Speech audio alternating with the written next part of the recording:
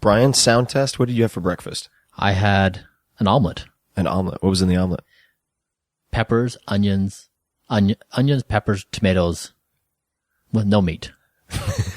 I love how you reordered those ingredients. The mind of Bryan at work. Optimal minimal. At this altitude, I can run flat out for a half mile before my hands start shaking. Can I ask you a personal question? Now would seem an appropriate time. What if I did the opposite? I'm a cybernetic organism, living tissue over metal endoskeleton. Tim Ferriss Show. This episode is brought to you by AG1, the daily foundational nutritional supplement that supports whole body health. I do get asked a lot what I would take if I could only take one supplement. And the true answer is invariably AG1. It simply covers a ton of bases. I usually drink it in the mornings and frequently take their travel packs with me on the road. So what is AG1? AG1 is a science-driven formulation of vitamins, probiotics, and whole food sourced nutrients. In a single scoop, AG1 gives you support for the brain, gut, and immune system. So take ownership of your health and try AG1 today. You will get a free 1-year supply of vitamin D and 5 free AG1 travel packs with your first subscription purchase. So learn more, check it out. Go to drinkag1.com/Tim. That's drinkag1, the number 1, drinkag1.com/Tim. Last time, drinkag1.com/Tim. Check it out. Hello, Midnight Mad Hatters. This is Tim Ferriss. It's very late, and I am sing-songing my intro to you in a sultry voice because there are people sleeping in my house, and I don't want to wake them up. But I had to record this intro because I want to get this episode to you ASAP. It is a really fun one. For those of you who are joining the Tim Ferriss Show for the first time, don't take my lack of seriousness for lack of content. We have a very important mission here on the program, which is to deconstruct world-class performers, to interview people like billionaire investors, chess prodigies, actors like Arnold Schwarzenegger, and so on and so forth, and everything in between. We have athletes, we have memory champions, and there are commonalities across all of these different disciplines. And my job is to tease out the beliefs, the routines, the rituals, the favorite books, all of the tidbits that you can apply in your own life. And this episode is no exception. Had a blast with this. My guest was a friend and very impressive entrepreneur and investor, Bryan Johnson. That's Bryan with a Y. He is the founder of OS Fund, which I'll explain in a second, and Braintree. He sold the latter to eBay in 2013 for $800 million in cash. Now that is more than enough to retire and kick back in a hammock and lather yourself with coconut butter for the rest of your life, but he is not one to rest on his laurels. He took the Elon Musk approach and took $100 million of his personal capital to launch the OS Fund. That was in 2004.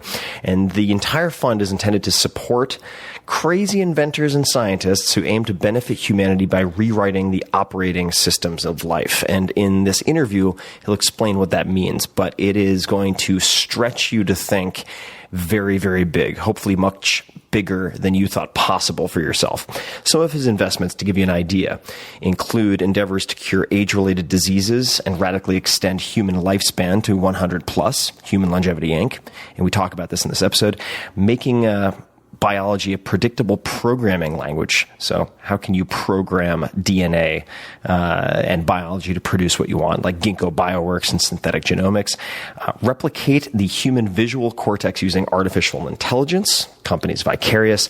Mine precious resources off of asteroids, the company's Planetary Resources, and many others. So Bryan is not only a scrappy rags to riches story, but he is someone who succeeded and had a massive success story in a technical field without technical training.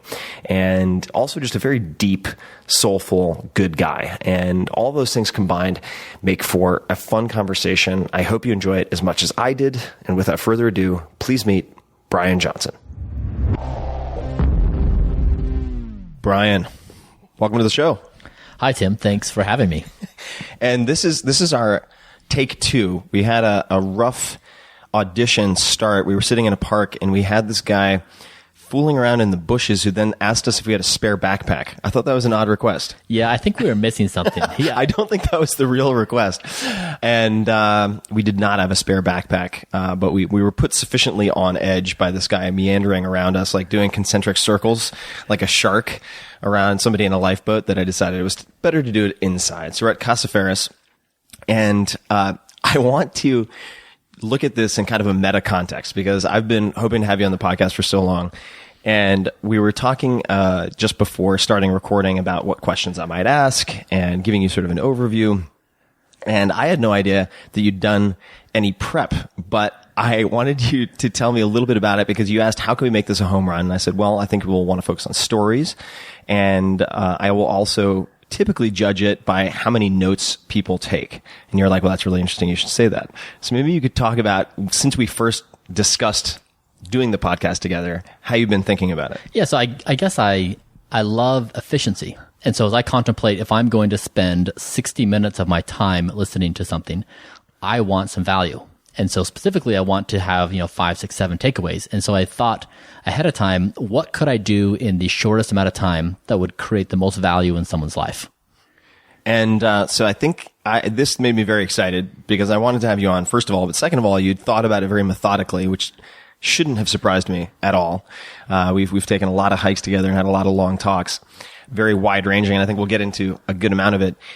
Let's start kind of at the beginning, and we'll bounce around sort of memento style throughout your life, I think. But what are some of your earliest, most formative memories from your childhood? So my family and I, we were really close. I have 3 brothers and 1 sister, and we were always up to no good. We lived in this small town in Utah, and we had nothing really to do but get into trouble. But we were also very close, and we were best friends. It was true throughout high school. For example, most, when people are in high school, they don't like their parents. They'll shun them. They're embarrassed by them. But I would walk down the hallways with my arm around my mom, and she'd give high fives to my friends, because she was there, being a substitute teacher, watching over her rambunctious boys. But we had a great time as a family. And for fun, we would watch the Dukes of Hazzard and the A-Team on Friday nights, and we'd go get a special combo meal at Hardee's. We didn't really have much money, but we just, I guess I have a lot of sweet memories from growing up as being close to the family. And so it sounds like your mom was one of the cool moms. What do you think, correct me if I'm wrong, but I mean, what characteristics of hers or habits of hers or otherwise enabled her to be the cool mom and not the shunned mom? What were the contributing factors? All right. So one time I wondered what, if you filled a milk gallon jug full of gasoline and you lit it on fire, I wondered what would happen. And so I went out into the street, and this is just in front of your house, or? Yeah, exactly. I took the gasoline that was otherwise used for the lawnmower, and I filled up this carton, and I went out on the street and I lit it on fire. And as expected, it was producing quite a flame. And then her green Taurus rolled around the corner coming down the street, coming home. And I thought, oh no. So in haste, I kicked over the jug, and now the gasoline spills on the street and into the gutter. And now it's rolling down the gutter, and there's cars there. So I'm having these images of like cars blowing up. Right. So I walk over to the gutter and I stomp on the gasoline to put it out. And of course that splashes. Now the lawn's on fire. So it's getting worse and worse. So anyways, we put the fire out, and then the only thing she says to me, she says, "Bryan, you probably shouldn't do that again." And I said, all right, that's fair. That's typical of my mom. She was supportive and kind. She kept us out of trouble the best she could, but she wasn't over the top, and we responded to that. Do you think it's a very Dalai Lama like response to a potential gasoline bomb? Do you think from the time that I lit the Dalai Lama's lawn on fire, I can say, no, I'm kidding. That's not what I did. But do you think then that kind of moderation in discipline prevented the rebelliousness that you would otherwise see? Or do you think that it was that she was closer to you guys in some way than other parents were to their kids? We trusted her implicitly. And I think when she let go and we owned ourselves and our own behavior, I think we behaved accordingly. And so I did feel responsible for my own behavior, and I was still just as mischievous, but I also knew there were boundaries in how mischievous I could be. And it was out of respect for her, and that she did give us a lot of freedom to do what we wanted to do. Did you get in trouble at school or not so much? So I successfully avoided really serious trouble my whole life, but just below the level that I think could have been really dangerous. But we did all sorts of things. And even now, I guess, as I look at my children as they grow up, the world has been sterilized dramatically in terms of what is and is not acceptable behavior. In many ways, I'm grateful for the things we were able to do because we were able to explore and try new things out. But yeah, I stayed out of trouble mostly. Did you collect anything as a kid? Baseball cards. Baseball cards. How long did you collect baseball cards? For 7 years. I remember going down to the store and buying the tops, 25 cards for $1.25. And was it mostly an obsession for you as a baseball fan? Was it a business? Was it a combination of that and more? I just loved having it and knowing that I had value or some rare card to show to friends when they came over. But no, it was just simply a way to splurge. I didn't like spending money very much, but that was the only thing I really spent money on. Were you a popular kid in grade school, high school? No. So in eighth grade, I remember I had these good friends in my neighborhood. We were best buddies. And I was annoyed because in school, there were these cliques forming of jocks and stoners and nerds, like these typical things, how people organize themselves. And they had these in-group characteristics where they would conform with each other's behaviors and say similar things. And I was bothered because I wanted to be friends with everyone. And so I did this like scrappy big data analysis where I went out and I evaluated all the different groups and the power structures within each groups, because there's always people within the groups who allow new members to join the group. Sort of the alpha. Exactly. Like border guard. Yes. And so I would befriend these people and I would say, look, I come in peace and I just want to be friends. I have no agenda here.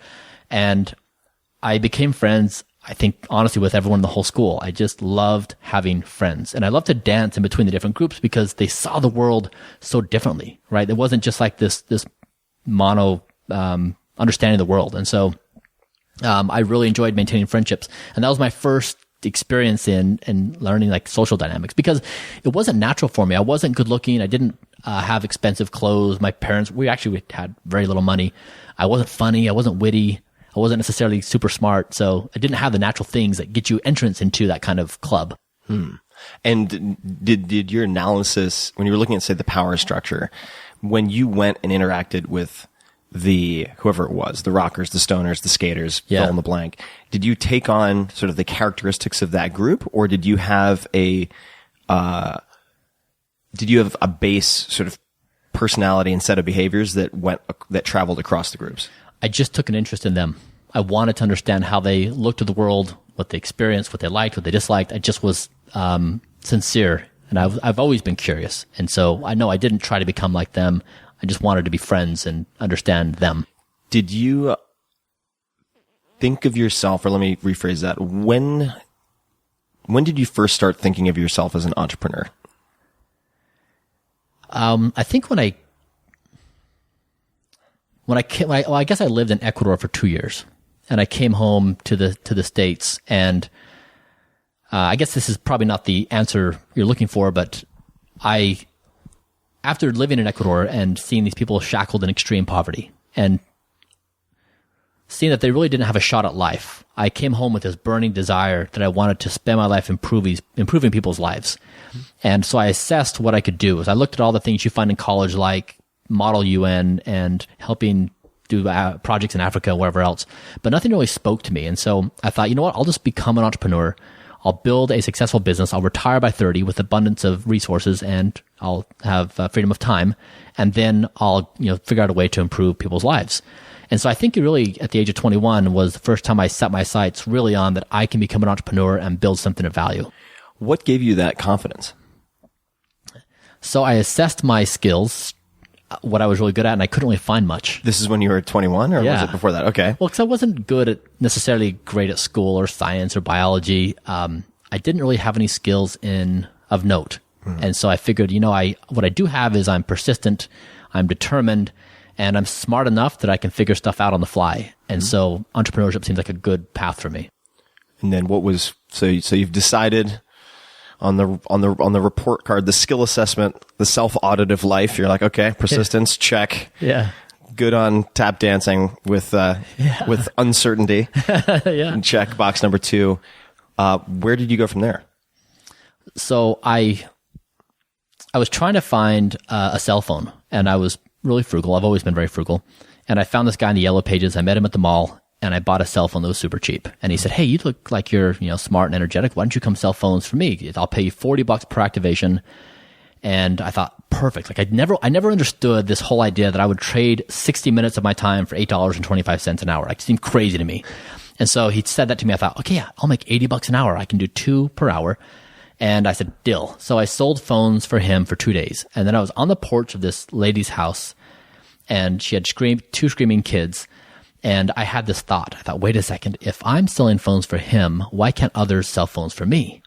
And I left the sale. I ran home, and I spent almost 2 solid days figuring out how to become a wholesale provider of cell phone service. And I figured it out, and I started a company. And now I changed the commission structure, so now I was making $300 per activation. And it was the first company I started, and I hired college students to sell phones for me, and I paid my way through college doing that.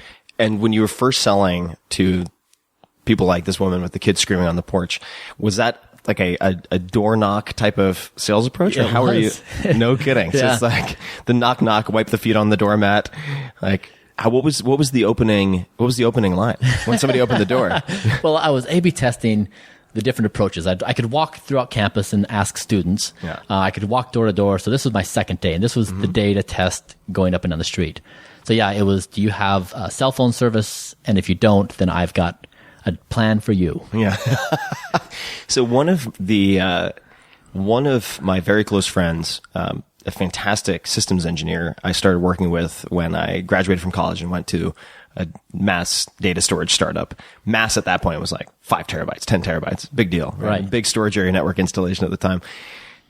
He was so effective as a systems engineer because he had to do integration, but he started off as a door-to-door encyclopedia salesperson. That was his first entrepreneurial gig. So he had to get really, really good at overcoming objections and interacting with people socially, even though his sort of bedrock skill set was technical. Now, so let's see, you have the cell phones. That was your first business. What happened between there, and this is obviously a very large, or maybe not so large, but it's a lot happened, I'm sure, between that and Braintree. But what was the sort of montage version of that? Well, the short version is the cell phone company went remarkably well, but it was not going to make me enough money to retire by 30. Right. So I had to find something bigger. So I started a voice over IP company with 3 founders, and it was just before Skype and Vonage. And the short of that is we had the wrong team, wrong product, wrong timing. We did sounds perfect. We did everything wrong. Now, we did have we actually built something. We got customers. And this was also in Utah? Yes. Yeah. And we had revenue. So we actually built something, but in reality, we were not set up to succeed. So that failed. And then on the heels of that, I joined another guy to do real estate development. And the short of that is that failed because of some bad decisions we made. And so without income for 2 years, I was dead broke. And so I applied for 60 jobs. I found on Monster and the other job sites at the time. Nobody would hire me. Like, it was just, I think it was so clear that I had no intention of staying a long time. I tried to make the resume look like it, but just never was the case. So nobody would even give me an interview. And then additional skills, fierce loyalty to employer. Yeah, exactly. And then I saw the newspaper one day. It had a list of the 50 richest people in Utah. And I thought, bingo, like that's what it is. I will write an email to these 50 people. I'll say, I'm young, I'm smart. I'm trying to become an entrepreneur, but I just need some money on the side. So I'll become your right-hand man. I'll do whatever you want me to do. And no one responded. And so at this point, I'm like totally desperate. I'm sure you get a fair amount of those emails these days. I do. And I'm empathetic to it. Yeah. I totally am. So at this point, I have no income. I have a child at home. And so I need to make ends meet. And so I find this job, posting in, again, I think it's Monster. It was selling credit card processing door to door. And basically it was like, if you can. So business to business. Yes. Yeah. Like marching up and down the street, walking into a retailer or a restaurant. Let me help you set up a merchant account. And yes. Or get a point of sale system. Yes. Or mostly change. Everyone already had existing service. Got it. And so the requirement was like, if you could fog a mirror, you could work for these guys. It's 100% commission.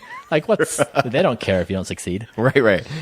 But to your point on the sales side, I would go to inside a business. I figured out pretty quickly the industry was really messed up. Like the technology was terrible, and people were just generally plagued by the industry because it was just unscrupulous. All this dishonesty and complexity.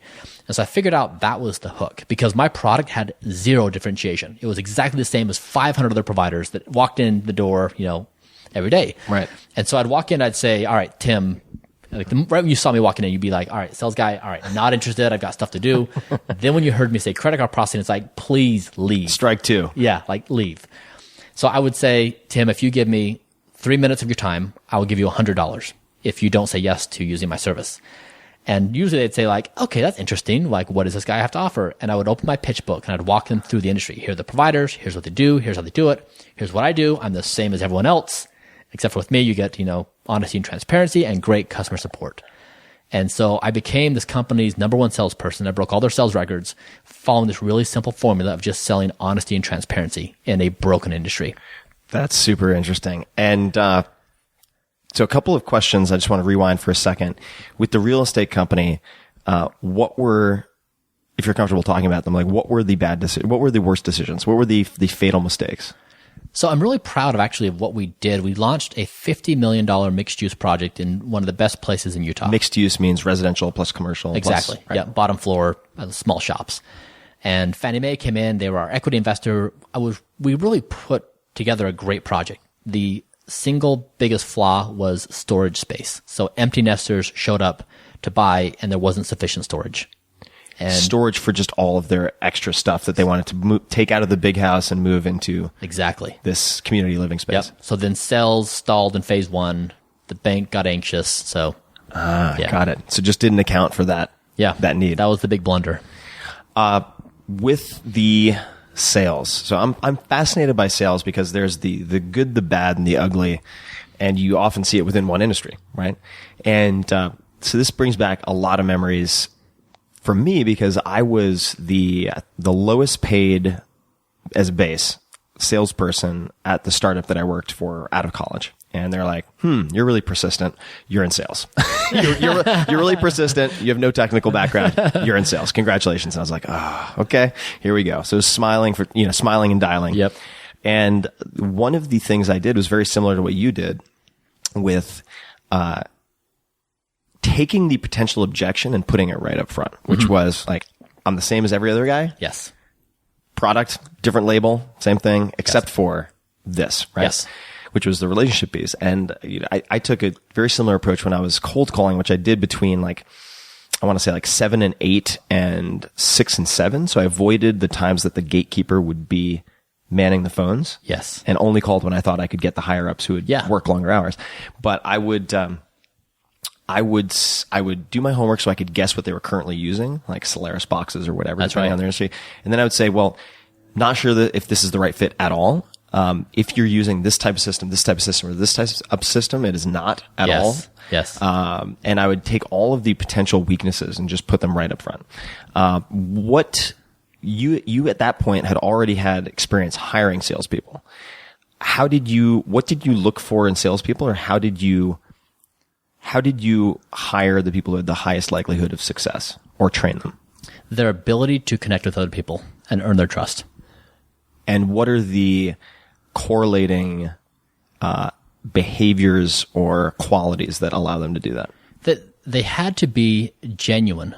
It couldn't be that they were manipulating them into believing them. It had to be truthful, right? That if I trusted you, that you were saying something, that I could believe you, and that would be true tomorrow as well. Mm-hmm. So I think that sincerity and being genuine go a long ways. And I think even, it spans differences of personalities and experiences in life, but if someone feels like someone is really trustworthy. Mm-hmm. And how do you read that when you meet someone? If I trust them. Okay, I'm going to dig a little bit more. All right. So what is that, a visceral spider sense, or is it that guy's not looking me in the eye? Is it a gestalt of all those things? What is it that leads you to feel that you can trust or not trust someone?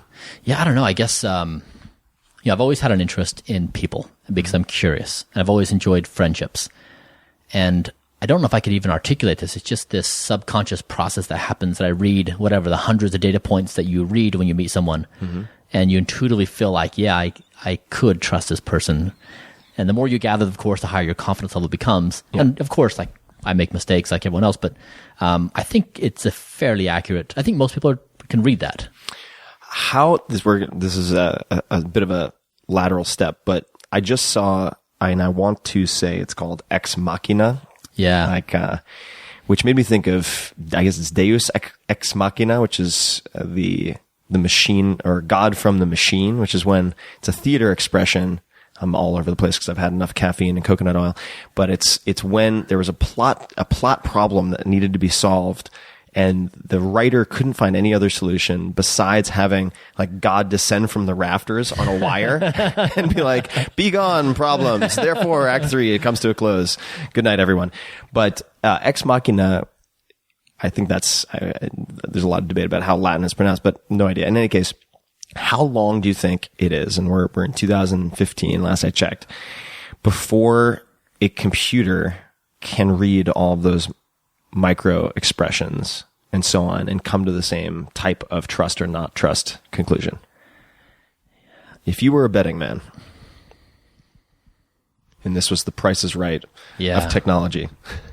I don't think I'm qualified to answer. I will say that the other day I watched a video online where robots were walking along and then people were kicking the robots or tripping them or doing something to put up an obstacle.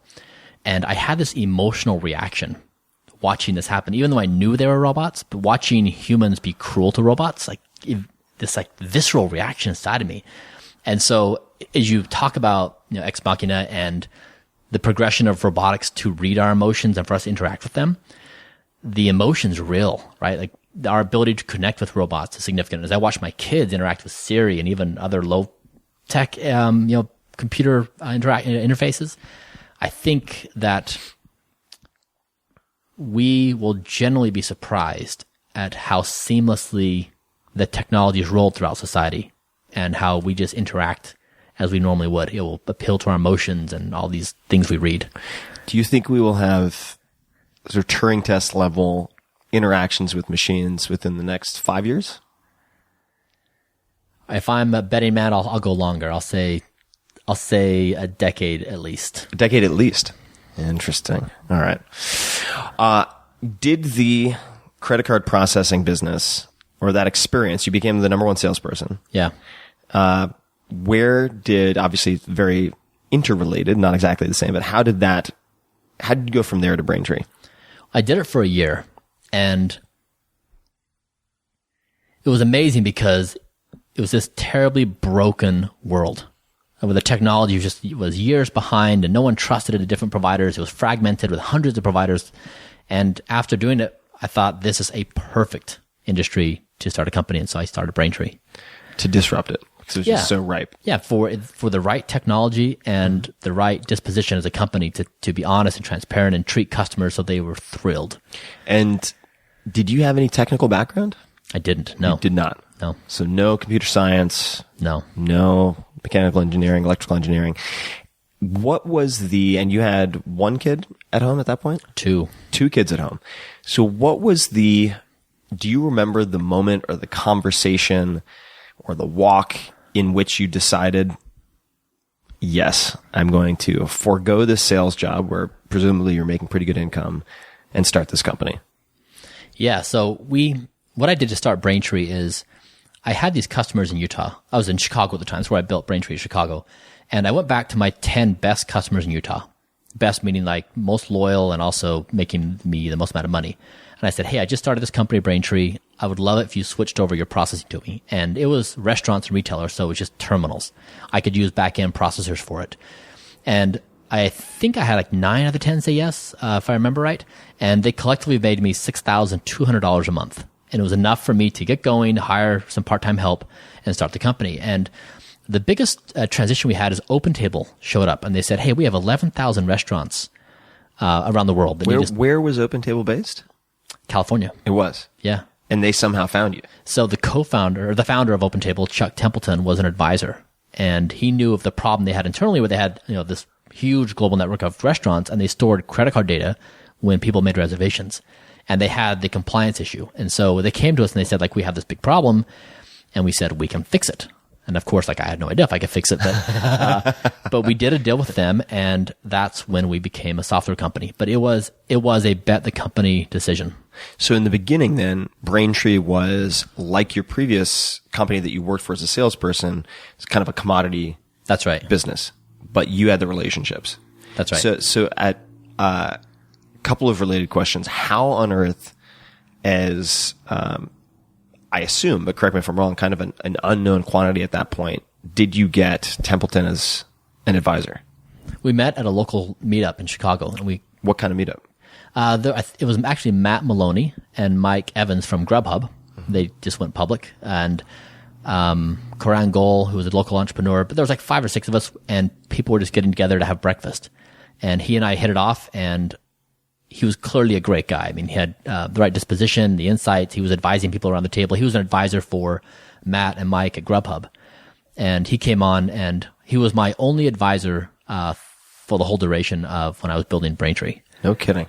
And how did you get so connected with these tech guys when you were not, at least from the first glance as an outsider looking in, not in the tech space per se?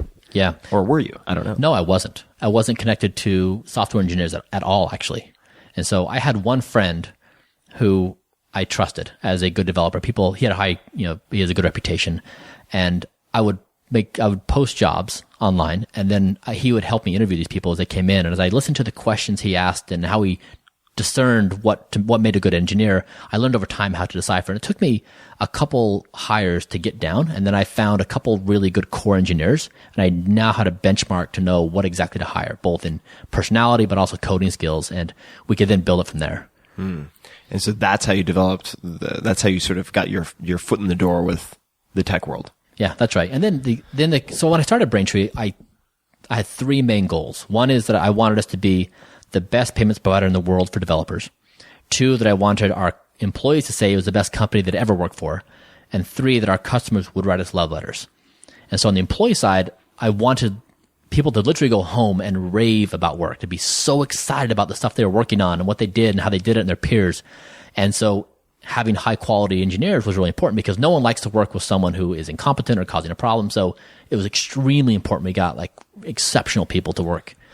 And do any of those questions come to mind, kind of high level vetting questions for good engineers?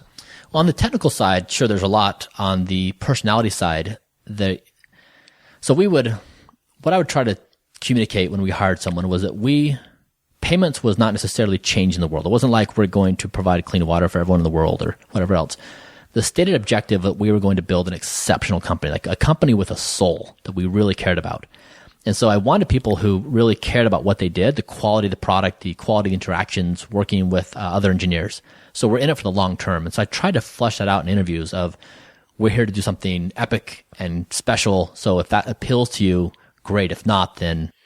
How do you, now maybe this comes back to the spider sense, but how do you vet people who are BSing and acting in an interview to get a job versus people who are the true believers? So I guess for non-engineers, I would write these posts on Craigslist to recruit people. And at the very top of the page, so the assumption was, first, the person reading your job ad is not the person you want to hire. That was the assumption. Yes. Okay. That the person reading the ad knew the person you wanted to hire. So the very right. first statement was, I will pay you $5,000 if you refer the most capable person you know. And then below it, it would say, please do not apply if. And we'd list out characteristics of people who just weren't compatible with our environment. And so we wanted it to be clearly distinctive in who we were. And then we had a section that said, please do apply if. And so the goal was... But the do not apply was first. It was first, yeah. Which had this great psychological effect. And then the please do apply if. We wanted people to jump out of their seats and say, this is the environment I've been dying to be in, because the most exceptional people love to work with exceptional people, and they have a hard time dealing with people who are not that exceptional. And so if you build critical mass around everyone around you is just really good, then it feeds upon itself. Mm-hmm. And so we wanted to put that signal out to say, if you feel like this in your current job, like you're the best guy in the whole company, best gal in the whole company, and everyone else around you is kind of driving you nuts, like you can come over here and feel really good about what you do every day and who you work with. How did you choose the name Braintree?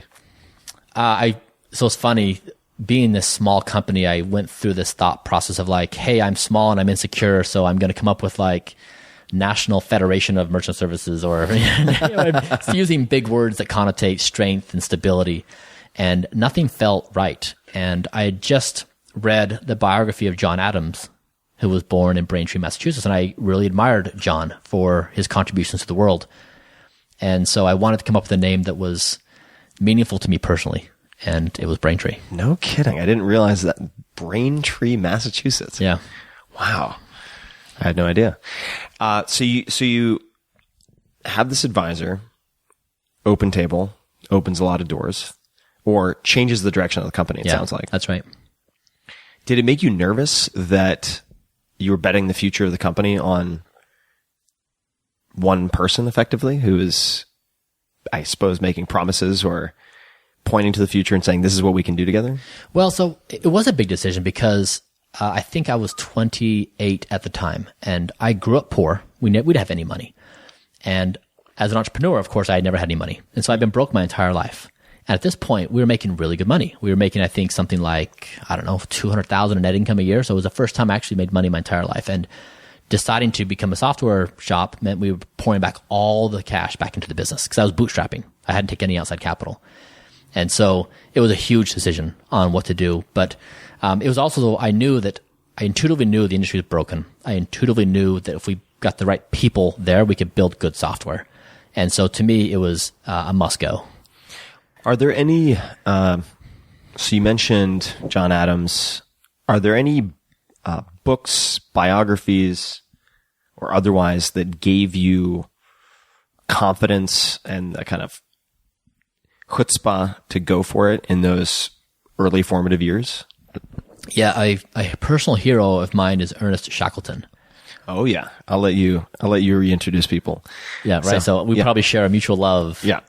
So 1914, he went on the Trans-Imperial Antarctic Expedition, where he tried to cross coast to coast the South Pole, Antarctica. And what I like about Shackleton, I mean, there's a whole bunch of things I like about Shackleton, but basically to this question is, when he imagined what he wanted to do in the world, he chose the most audacious thing imaginable. At the time, it was nearly inconceivable that somebody could do that, and he chose to do it, and he prepped and he did it, and they failed in their endeavor, right? But he's not remembered as a failure. He's remembered as the grit and how they actually overcame all the obstacles that came about during the expedition. He's hugely inspirational in my life because I apply what I call the Shackleton sniff test to everything I do in life, that I contemplate if I'm going about on this endeavor, does it meet the threshold that Shackleton applied? That is this the most audacious endeavor I could possibly conceive? And in time, we'll iterate, we'll change, we'll pivot. That happens over the course, but I want to start with that as the contemplation. So it's kind of like a what would Shackleton do bracelet. There you go, yeah. Better said. Shackleton. Why did you move to Chicago? To pursue an MBA. Oh, no kidding. Yeah.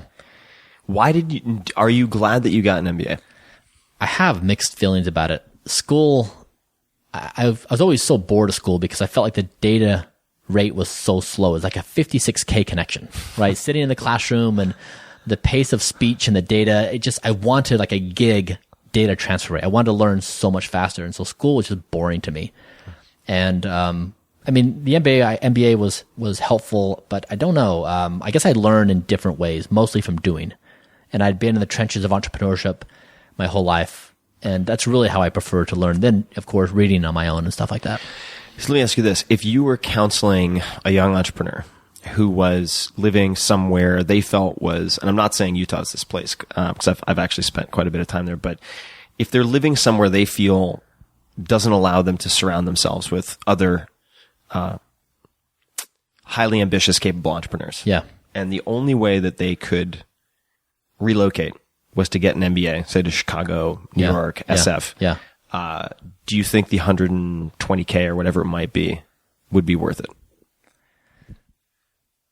If one of your kids was considering getting an MBA, yeah, and let's just say they were kind of that age now, yeah, what might you ask them? Or so I remember the very first case study we did in school was about these guys they came up, I think, with a new golf ball that was better than the golf balls. And it was about their struggle over a 2-year period of time to work through patents and IP and get distribution channels and stuff like that.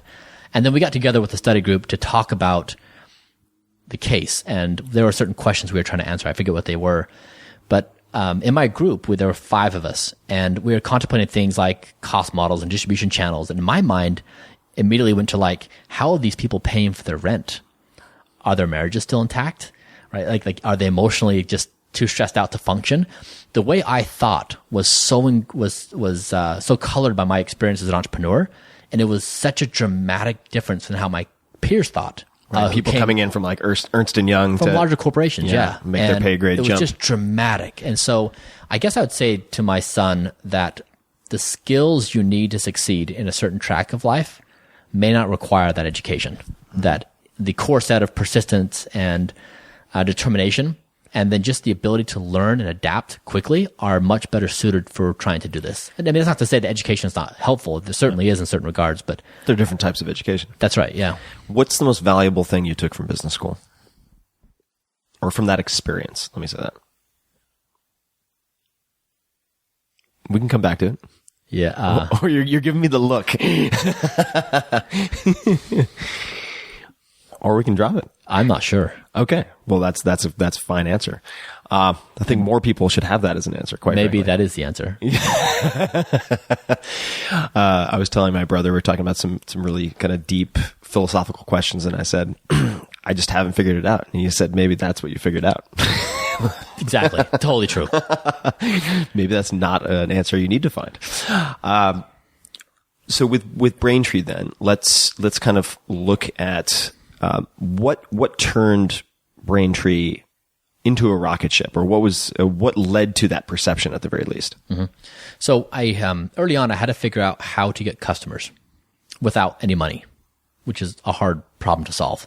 Common problem, right? Exactly. And so what I did is I knew that software engineers were the target, that I needed to appeal to them, and I knew there were different communities like Python, .NET, Ruby on Rails, Java. They all hung out in these different communities, and each community had certain characteristics about how they worked together, how collaborative they were, how chatty they were. And my theory was, if I could find a community of engineers that were chatty and that helped each other through a word of mouth referral basis, and I could get a few of the leaders in that group to come on board, then it would spread throughout the community, and then we'd go to adjacencies. And so I did this analysis of looking at the characteristics, and I found that Ruby on Rails was the most conducive, that they were very tight. Now, did you figure this out by looking at message boards? How did you go about doing it? No, I found actually a couple of academic research papers that actually measured sociability and interconnectedness, and they had like these maps, the diagrams that showed where these nodes were and how they interconnected. And then I focused on Ruby on Rails, and we got a couple leaders in there, like 37 Signals and a few others. GitHub. It's a good one to have. 37 Signals is a good one to have. Yeah, and Jason and David were amazingly good to us. Like, they would tweet out all the time, and they referred out all their friends. They were fantastic. And so we basically built the business on word of mouth because we tried so incredibly hard to be exceptional at what we did. So they come on and they would love what we built and how we treated them, and they would tell others. So I want to really underscore what you just said, because I think it's so important for anyone who's considering launching a product or service or business, and that is that your first target is not the entire market, right? And when I talk to people about, say, book launches, a lot of people want everyone to love the book, and when they write and promote and market a book to appeal to everyone, when you want everyone to be your customer, no one is your customer. Yeah. Especially when you have no money. Yep. You need the kind of cost per acquisition to be as low as possible. Right. Ideally zero. Right. And so when I launched either the 4-Hour Workweek or was formulating the marketing plan, I mean, you and I have a lot of shared DNA. We've observed this before across a lot of different areas, but I wanted to identify the market I could communicate with that would have the highest rebroadcasting ability. And very much similar to your chattiest checkbox, right? And I determined that I also wanted to be a market that I understood ideally belonged to, and that was the kind of 20 to 35-year-old tech-savvy males in San Francisco, New York, right, primarily. And then after, if I hit a critical mass in in that particular demographic and psychographic, say my goal was, I think it was 10,000 books per week for 2 weeks. And I could try to identify kind of the conversion rates and so on to hit that number. Then I knew through word of mouth that would bleed out, both in age range. It would jump from male to female. Exactly. But I wanted to identify the people who are kind of disproportionately creating the most online content. Exactly. At that time. Yep. And, okay, so you target Ruby on Rails, and, was there a particular tipping point where you were like, holy moly. Okay. Well, any particular kind of hockey stick or breakthrough moments that come to mind? Yeah. So let me think. So we got as customers within the first couple years, 37 Signals, GitHub, Uber, Airbnb, Living Social when they were on their tear. I mean, we had so many of the fastest. You had the all-star team. We did. We had some of the best companies in the whole world using us, and that their growth fueled of credibility, of course, in our brand, that we were able to provide great services to them. So we had this exceptional client base. That's what it was. Is once these guys hit their growth trajectories, right? And then once the reputation started spreading that we were a great provider, people loved using our service, it just really built upon itself.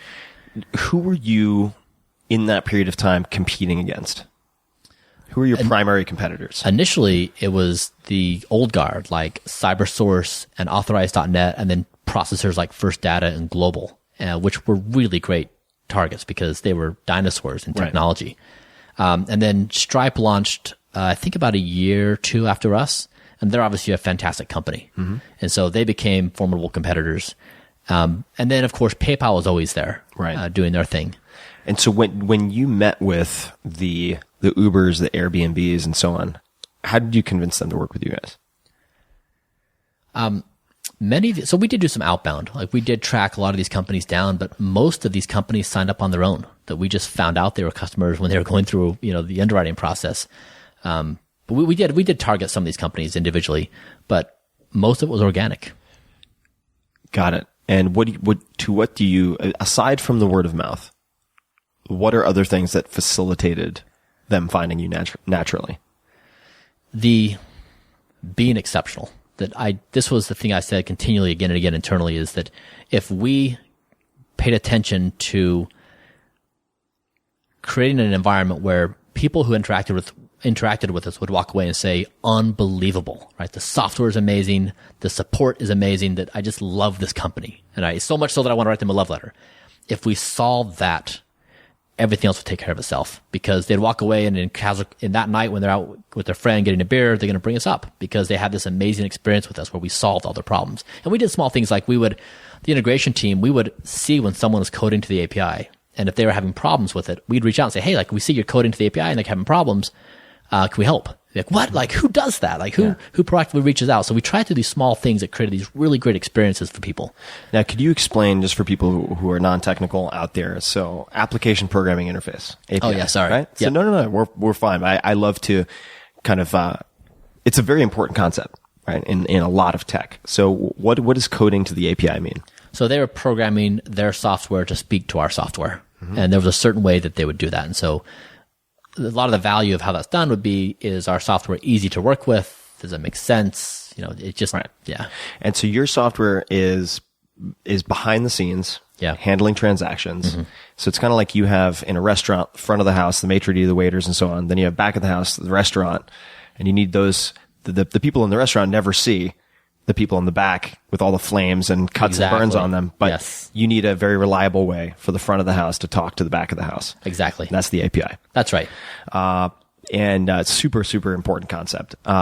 It's how also, correct me if I'm wrong, it's how a lot of companies grow very quickly, is by making that a seamless experience. Yeah, making your services broadly available to a broader ecosystem of engineers. Your story reminds me of a story told by one of my favorite people out there, a guy named Derek Sivers. I don't know if you know. I know Derek. So Derek is, I'd certainly hope to have him on the podcast sometime, but sort of a philosopher king in the programming world. A really fascinating guy. Great teacher also. Really great teacher. But he had a very similar focus on details with CD Baby, the company that he started, grew, and then later sold. And I remember he told me, and he wrote about this in his book as well. And if you guys search, I think I put this on my blog. If you just search Derek Sivers letter and then Ferris. I'm sure it'll pop up. Sivers, Sivers, Sivers.org. Really amazing guy. But when people would get their order confirmation email, it was like this hilarious kind of elaborate story of like, your CD has been carefully pulled off the shelf and placed on a satin pillow and then wrapped in paper by a Japanese origami specialist. And it was this just very personable, email confirmation, and no one was doing that. Yes. And so it spread. It was such a small detail with huge implications. Yep. For brand loyalty, for PR, for Yes. acquisition, for all of these things. And it was so easy to do. Yep. Right? It was not something that a big company couldn't do. It was just something a big company wouldn't do. Yes. Typically, right? What are other, whether it's, and I hesitate to use this term, but growth hacks or,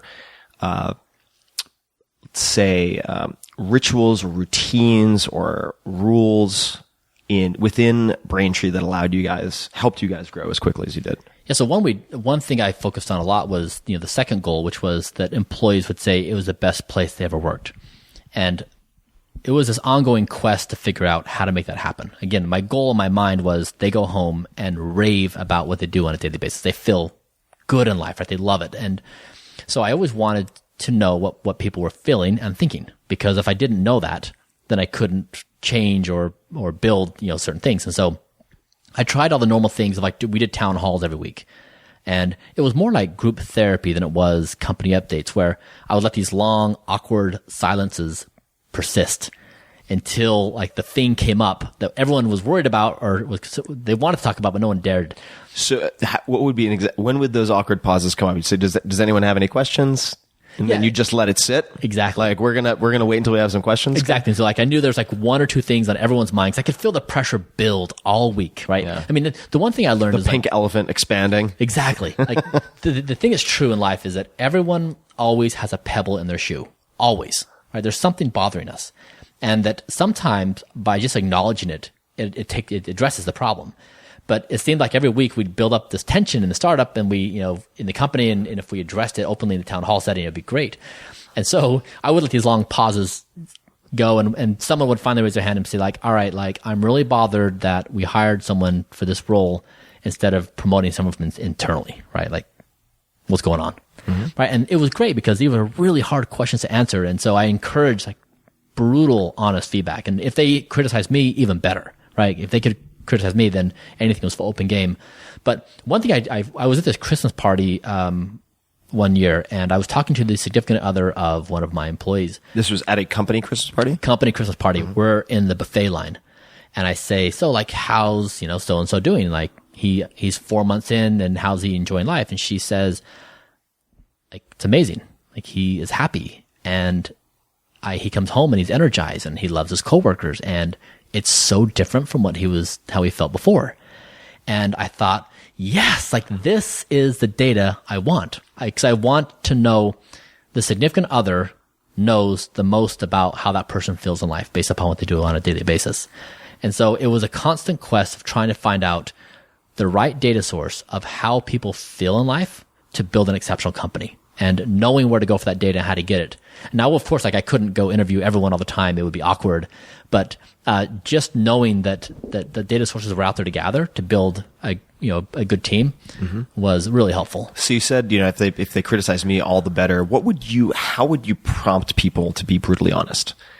Because you're the big boss, right? Right. Would you send out an email outlining the goal of the town hall, or would you get up and talk for a few minutes in the beginning and try to encourage people to let that stuff out? What did you say in either case? So one, I think it's a disposition. I tried to be self-deprecating, where I would make fun of myself for things I did or mistakes I'd made. I'd try to openly broadcast those so that they felt comfortable that I owned it and I wasn't, sensitive about it.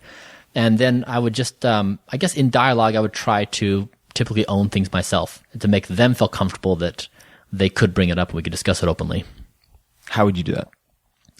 So if we talked about, I'm trying to think of a recurring theme that came up. Maybe if it came up 2 or 3 times, I could say look, this honestly is my deal because you guys have brought this up 2 or 3 times now. I've not done something about it that's adequate. So clearly I'm not doing what I should be doing because you're doing your job of being honest and transparent with me. I have not taken the responsibility of actually acting on this. So I'm going to go think about this, put together a plan and do it. But in the meantime, like, this is my problem and my mistake. So I try to own things like that. Got it. So it's no longer your job to worry about it. It's my job to worry about it. Yeah. Like, I hear you. You did a good job. Thank you for being honest and transparent because that's what I asked of you. And you don't have the power to fix that yourself. This is like a more community problem. So it's in my... So the observation I've had on multiple occasions is you're very persuasive, but I don't think you'd be very good at lying. And I could be, maybe you're so good that I would never notice. I don't know, but I'm just kidding, obviously. But I don't think you'd be good at lying. And you seem, even though you don't have technical training, you seem very scientifically minded and sort of an engineer at heart. Does that make sense? I mean, you're very methodical. And one thing that I've personally struggled with is, maybe this is through a lot of competitive sports. Maybe it's just from being, working solo so often. I generally don't want, or it's personality type. I don't want people to tell me what's going right. I want the bad news because I feel like the good news will take care of itself. Mm-hmm. Does that make sense? Yeah. And I think as a result of that, I recognize that one of my kind of deficiencies, as a manager of people is that I'm not very good or consistent in giving positive feedback. I don't feel, I erroneously believe that because I don't necessarily need that, other people probably don't need it. Right. Or I just forget about that. Yep. How did you address that within Braintree? Because I think it's, at least in my experience, it is important, to maintain morale of the troops and so on. What did you do to help kind of maintain morale and that level of happiness that the significant other reported? I would tell stories. I would tell stories about people and exceptional efforts. Now, it's always a double-edged sword because if you tell a story about one person, you're not telling a story about the other person. Right. And one person's always going to feel left out because, like, I was just involved as, him or her in doing this. And so, it is tricky, but I always highlight, I did weekly emails as well. And I wanted to tell stories of people who went above and beyond the call of duty, either in building our software or a customer service interaction, or even helping a coworker do something. And those stories resonated with people, right? They saw what their peers were doing, and it was influential on how they behaved. So I wanted to build a culture of a certain behavior, and I told stories to reinforce that. Right, the positive reinforcement. Yes. And how often did you do the town hall meetings? We did either weekly or biweekly. We kind of fluctuated over the years. What day of the week? Friday. Friday. Yeah. Why Friday? It's a different vibe in the company. People are kind of reflecting upon the week. The tensions kind of build up. We're going into the weekend. Monday morning is a little bit frantic, but Friday I find people more pensive and reflective, and that it was a good time for us to dig deep and find out what was really bothering us and how, and I guess regroup on the essence of why we existed. Right? Mm-hmm. That we weren't just there to make a paycheck. We were there to build something exceptional, and to continually talk about that was important.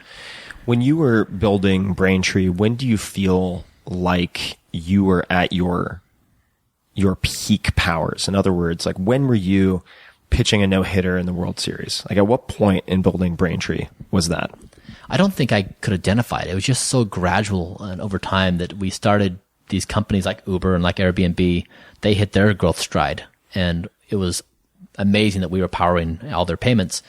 And it was just so gradual and slow because companies come on brand new and it takes them a couple of years to ramp up to start processing, significant sales. So I don't know if I could identify a single point. It's just this slow, steady build. When did you feel under the most pressure? Always. Okay. So the where I'm trying to lead this is when you can try to think of when you were operating at a very high level under very high stress, what did your morning routine look like? The first, say, hour of your day or 2 hours of your day? Yeah. So I guess if I think about the broader context of life, I mean, I had 2 children when I started Braintree, and then, I had 3 by the end.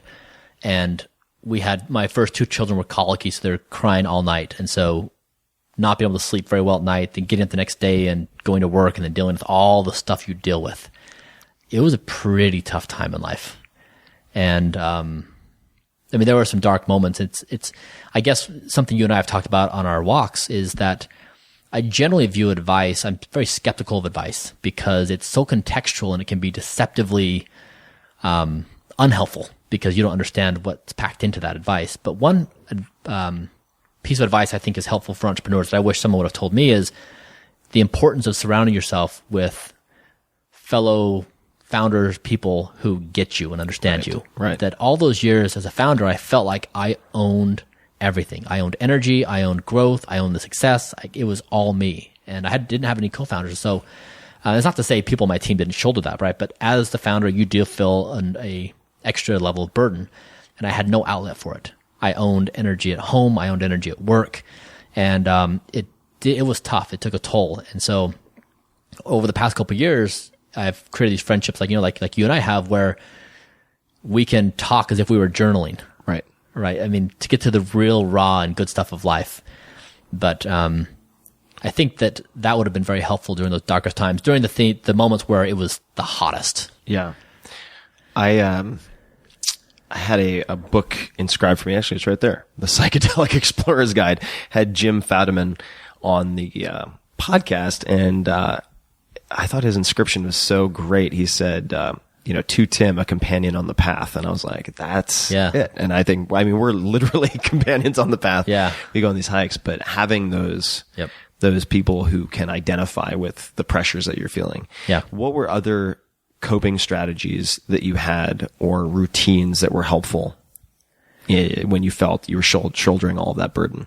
Yeah. So I always looked for hobbies that would consume my mind, where I could escape myself because these things. You could change the channel. Exactly. Yeah. For a brief period of time. Totally. Because it's like it loops and loops and loops. And if you try anything else, it just loops. Even when you're having conversations, like you're just obsessed with trying to build your company. And so one day I had a hard day at work and I was walking home. I thought, you know what? I'm going to go fly an airplane. Like maybe that will do the trick. And I did this discovery flight and the guy took me up and he's like, if you can do the following things, you can fly. And he did like this really hard turn up and down. I got sick and I was like, oh, I can never do that. It's so crazy and hard. But I thought about it. And the next morning I thought, no, I can actually do this. And so I started flying and I lost myself in aviation. I absolutely love it. And so that really helped that I could find a different place to park my mind and focus. Is a discovery flight where like you're in the passenger seat of a new car and they show you what the car can do? Is that what a discovery flight is? Basically, yeah. You go up and he's like, hey, so if you want to get your license, you have to perform the following maneuvers. Like here's a steep turn, 30 degrees. And so he was just showing me basically how the plane operated and what I would need to do. Mm-hmm. And I think for a lot of people listening, they think of learning to fly as a very, very, very, very expensive thing. I think they associate it with, say, owning a private jet, but that is not the case, right? I mean, as far as I understand it, I have friends who work jobs here who have gotten into aviation. Yeah. Is it, how cost prohibitive is it to become involved with aviation in some capacity? So I think I paid a few $1,000s over the course of the lessons. Got it. Something like that. Over what period of time? I believe it took me 90 days. Got it. So, all in all, not pocket change, but not like buying a Gulfstream. That's right. And this is something I have a number of friends here in the Bay Area who use aviation as their way of changing the channel, right? So that they're not constantly watching sort of BBC News or whatever the hell their world happens to be. Let's see. When you were 21, I think you said 21. When you were 21 and you thought of the word successful, who was the person who came to mind at that point for you? We're in that rough range. Yeah. I admired people who had, I guess I had a number of buckets in my mind of who I admired, but one bucket that appealed to me because I thought I could potentially be like them was those who had acquired a significant amount of resources through building businesses and were now using those resources to do good in the world. That they had freedom of time. They didn't need to show up for a job and they didn't, right, all that kind of stuff. And so I identified with that because I thought it matched up with my potential skill sets and something I could potentially achieve in life.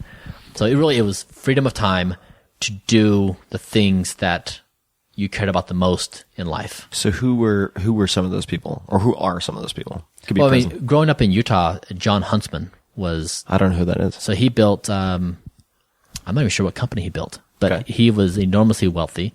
And of course the Marriotts are in there as well, but there were a few families in the community that had accumulated significant resources, and they like one, I think Huntsman had as a cancer institute at the University of Utah and others, that they were able to move the needle in significant ways that other people just couldn't. And I thought that was really remarkable, that you could make huge contributions potentially to humanity. So this is actually, I think, a good segue to one of your current projects. I think it's fair to say primary project, the OS Fund. It is, yeah. So could you explain to people what the OS Fund is? Yeah, so the context is, I guess at 21, I made that goal that I wanted to spend my life improving people's lives. And over the 14 years or so as I was building my companies, I thought a lot about this. Like, what would it look like? What would it feel like? What would it taste like? What areas would I focus on? And I looked through thousands and thousands of ideas. And I was always thinking about it. And I studied during that time a lot about science and technology. And the realization that I came to is that the reason why our time and place is so unique in the arc of humanity is we literally now have the tools to build the kind of world we can dream of. So if you take computer software and biology, genomics, AI, virtual reality, 3D printing, we can literally program our existence. So I think oftentimes of like Da Vinci, where he had his great sketchbooks where he designed a flying machine and he had these really amazing ideas, but he couldn't build it. He didn't have the tools. We can literally build anything today. And so as I realized that, I thought this is like one of the biggest moments in the history of mankind or humankind. The biggest question for me was, what kind of world are we going to build? Yeah. And that's when I started the OS Fund, is trying to invest in these tools of creation that will so dramatically affect the kind of world we build. Yeah, it is really a fascinating time. I mean, we have this sort of Cambrian explosion of potential where, what happens when you can create virtually anything. Yes. You can download a recipe for a virus that could cause an epidemic. That's right. Or a weapon. That's right. Or at the same time, obviously use that knife, that surgical knife, to repair or build as opposed to damage, right? Now, OS refers to operating system? Yes. Why operating system? So it's a metaphor I like a lot, that the biggest changes in history, the biggest improvements in history have happened at what I call the operating system level. So for example, like germ theory, that we tried to figure out what was causing disease and death for a long time. And when we figured out there was this thing like bacteria that caused infections and death. And then once we figured out sterilization and antibiotics and vaccines and good personal hygiene, we radically extended healthy human life. But it was finding out there was this core problem of bacteria. And every major change we've had has been at this level. And so instead of playing with things at a different level, what we think about is the companies we invest in are doing world-changing things at the operating system level. So if they're successful in their endeavor, it would radically change the world. Right. So the foundational That's right. level upon which everything else That's right. depends. So just like a computer has an operating system at its core that determines how it works, and then there's applications that sit on top, everything in life has an operating system. And what are some of the investments that you've made thus far in the OS Fund? Yeah, Human Longevity, led by Craig Venter, they're trying to radically extend healthy human life, into the hundreds. And they're doing it by using the whole human genome and then adding data like the metabiome and phenotype data, and then using advanced machine learning to learn about disease and create personal therapeutics. If they're successful, it would change medicine. Right. As we know it, in a really That's right. fundamental way. Yeah. Any others?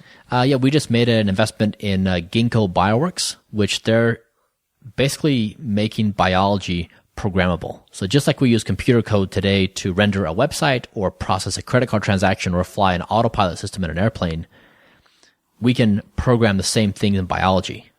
Today they're doing fragrances and flavors. They're producing in a lab that otherwise would be required in nature.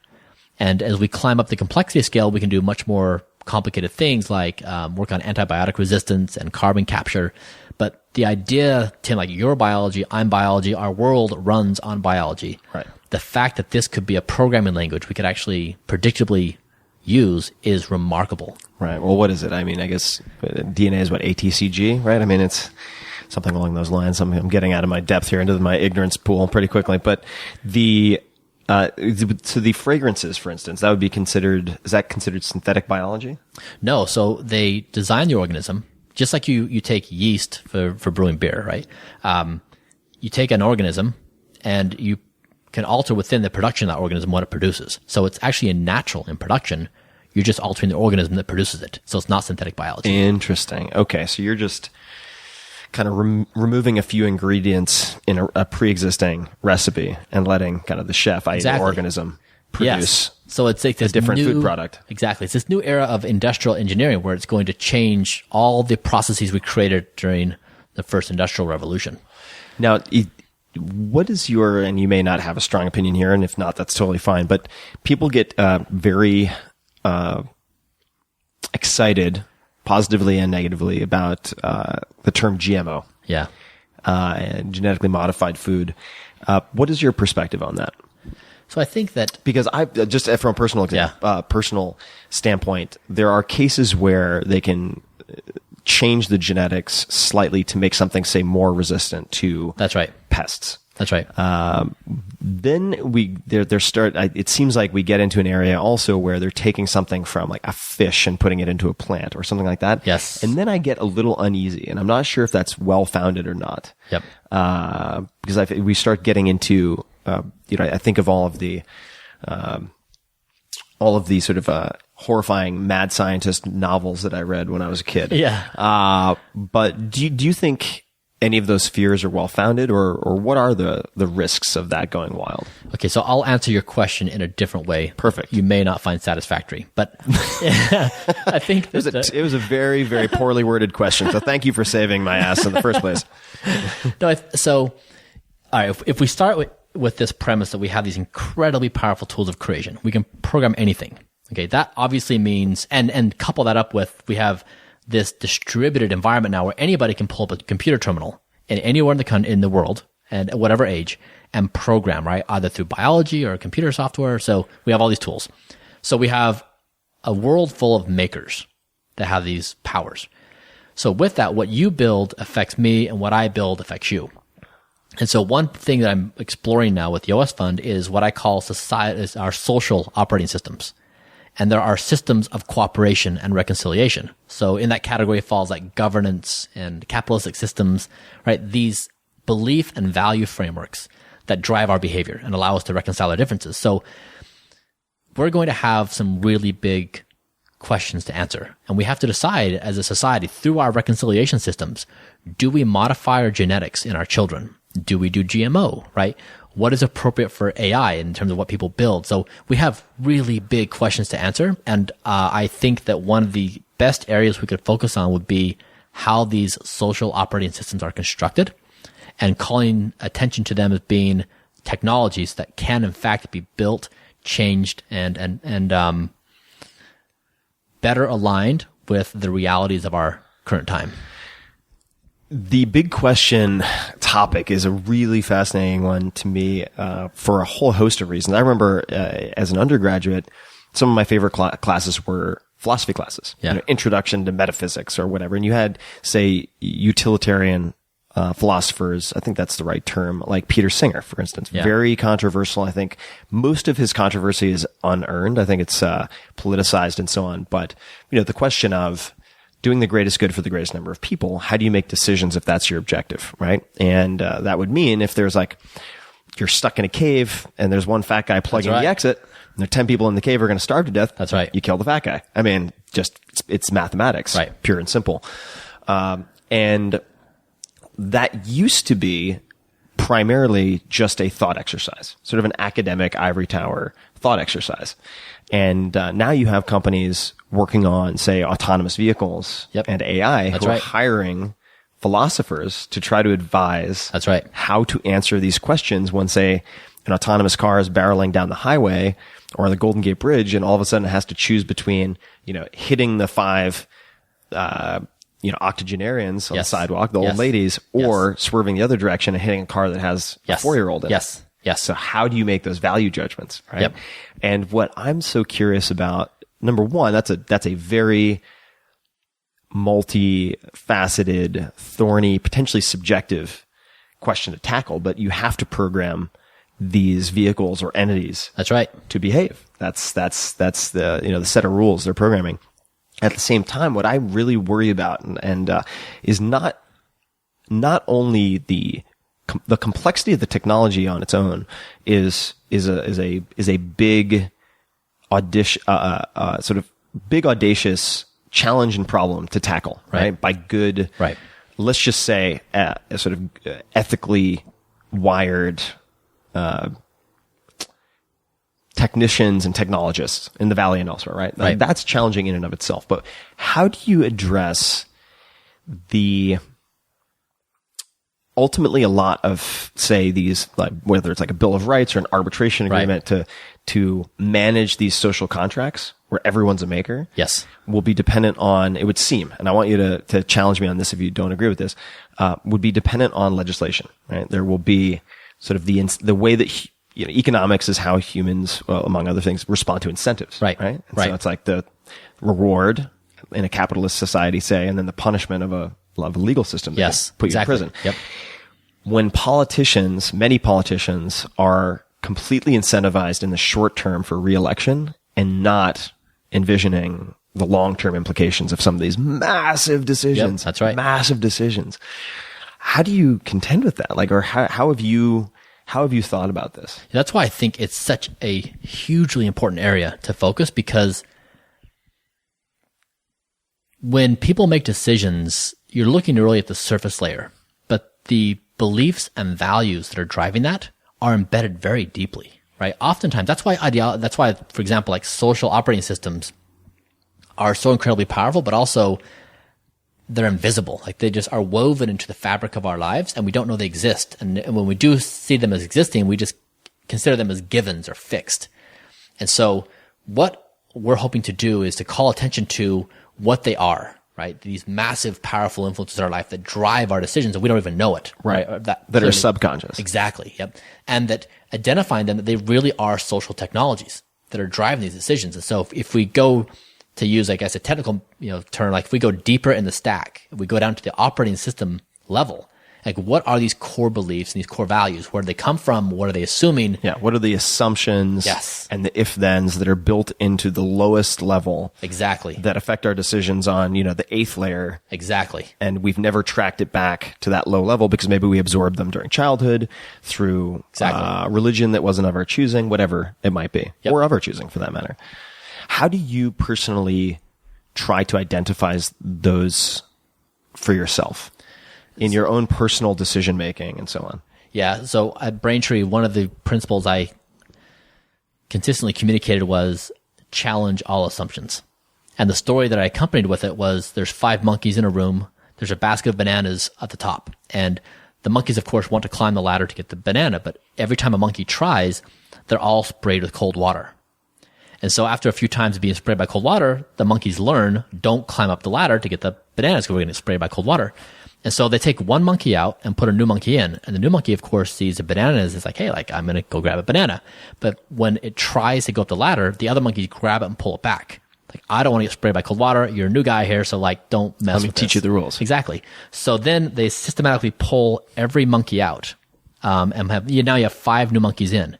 Anytime a new monkey comes in and tries to climb the ladder, they grab the monkey and pull it back. But none of the 5 have ever been sprayed by cold water. Have ever experienced it. Exactly. And so what I always try to wonder is, where is that in my life? Like, what am I assuming that is invisible, that I cannot see? And, of course, when the circumstances change in a situation like that, you have learned helplessness, right? Where they would say, these are horrible experiments, but ultimately the data, I think, is very valuable, where they would have, say, I think it's a Skinner box that was used, where they would subject animals to shocks. Yeah. And there were some animals who could move from one side to the other and avoid the shock, from a pain on the floor to another pain. And then others that would get shocked no matter what. And then if they moved them into a new box where that was no longer the case, where they could avoid the shock, those who had learned it was futile to try to move would just lay on the floor. Yes. And get shocked. Yes. So where does that exist in your own life? What are some cases, if you're comfortable discussing them, where you've discovered that, whether at Braintree in a business capacity or otherwise? Yeah, well, let me think about that. So many. I mean, I guess being human is remarkably tough, right? Yeah. Because we do so, like you and I before this discussion, we were talking about all the funny, irrational things you and I both do that's inconsistent with our thought patterns. Right. And I guess a couple of years back, like maybe a decade ago, I got into irrational behavior, reading Dan Ariely's book, particularly Irrational, and Thinking Fast and Slow. Yeah, Thinking Fast and Slow, Danny Kahneman. Yes, exactly. So I started reading all these books, and I became increasingly convinced of my own fickleness and inability to actually act rationally in life. And once I became aware of that, I think I became much softer in my opinions and confidence levels in life, where I want to question thoroughly everything I do all the time. And of course I miss all layers a lot of time, but I try to be present in knowing that when I make a decision, there's all kinds of layers behind it, many of which are probably flawed. And if I went back and evaluated it. So I suppose it's just being present and knowing it exists and how flawed we are in our abilities, when really we think we're perfectly logical and consistent all the time. We're just not. Yeah. There's, Dan Ariely's book is great, Predictably Irrational. Also a lot of really solid business takeaways in terms of That's true. How people, I remember the example he gave in a presentation. I'm not sure if it's in the book. I'm blanking of, the checkout process that the Economist magazine tested. And that's right. And it was like, get the print edition for this amount by itself, get the digital edition for this amount by itself, or get both for this amount. And how, changing the pricing and removing or adding options affected the average order size. Yes. So fascinating. Yes. Or adding in basically, not a red herring. It's not I don't think the right term, but a straw man of an option that they don't even really want you to choose, but they'll add the cheaper option just so they know because they know that 50% of the people will take the middle option. Totally. Which would have been the cheapest before, but you would have then not chosen it. Just like restaurants, I think, put like the most expensive pricey item in the top right corner to say like, here's a $75 option. Everything else is cheap at $32. Yeah. Same thing with wine. Yeah. Very common. When you are feeling, and maybe the answer is you don't feel this way, but when you're feeling, say, overwhelmed, how do you unpack that and try to reduce the sources of that overwhelm? I've gotten so much better over the years. Now I just call a friend and just say, you know what? I'm feeling overwhelmed and I feel terrible and I don't think I can do this. And just saying it out loud, like, yeah, I can. I got this, but I just need to get that off my chest and I'm all right. And so when I work with entrepreneurs now, people I'm investing in or otherwise, I say like, if you want to chat at any time of the day and say anything, right? No judgment on my side. Just say it out loud. Do it. And I think it's hard to do hard things, I guess, as Ben Horowitz would say. And, having the ability to be vulnerable and honest and transparent and raw with other people is immensely helpful for me. Yeah. But you weren't always... No. You didn't always do that. No, I was extremely private and guarded, and I owned everything. I didn't dare come out, let go and come out. I think men are particularly bad at that. I agree. I've struggled with this myself, and you're so on point. It's such a simple answer, seemingly self-evident and obvious, right? But I think it points to something I've noticed about myself. I tend to be stuck in my kind of prefrontal cortex. Yeah. But if you haven't kind of thought your way, if you haven't rationalized your way, or that's not the right, reasoned your way into a problem, it's hard to reason your way out of it. I agree. Just by relying on the sort of internal pro and con list and like schematic of something that is purely emotional or maybe based on some operating system flaw that you're experiencing. Yeah. So just calling a friend. Yeah, but that's like what I love about the friendships I have is I can go into a conversation and I know when I leave, two things will happen. One is they will have challenged my mental models that I can't see my mental models and I can't challenge myself very well, but someone else can see it so clearly and they can just call it out. Right. And number two is when I leave the conversation saying like, I want to become a better person. Right. And I want to do more in life and I want to work harder. Like those are the two things I think I value the most in the interactions. And so I want to be that for other people, right? That when they bring something to me, I can flip it and say, yeah, here's a different model for you to contemplate. And two, hopefully when they leave, they say, you know what? Yes, like I can do this and I've got that much more energy to go about it. I find also, my version of talking to someone very often is, journaling in the morning. Yeah. Just to take what I feel, for instance, if I'm feeling overwhelmed or having some type of problem or source of anxiety, putting it on paper makes me realize how absurdly unfounded it is. I agree. It's magical, right? Yeah. And I think that, it can be, if you don't have a friend to call who's going to challenge you in that way, just freezing your thought on paper can provide you with a sufficient mirror in which you can see. It's completely ridiculous. Like, I thought I had, I looked like the Elephant Man, and in fact, it's just a tiny little pimple on the side of my head. Like, stop freaking out. It's not a big deal. And it's transient or reversible or both. So a couple of, just to shift gears for a minute, a couple of, rapid fire questions that which don't have to have rapid fire answers. Okay. So you can take it however you want. But I'm not very witty or quick. Okay. So I'll try my best. I think you're fast enough. In the last, say, 6 months to a year, or the first thing that comes to mind, what is a purchase you've made for less than $100 that has had a significantly positive impact on your life?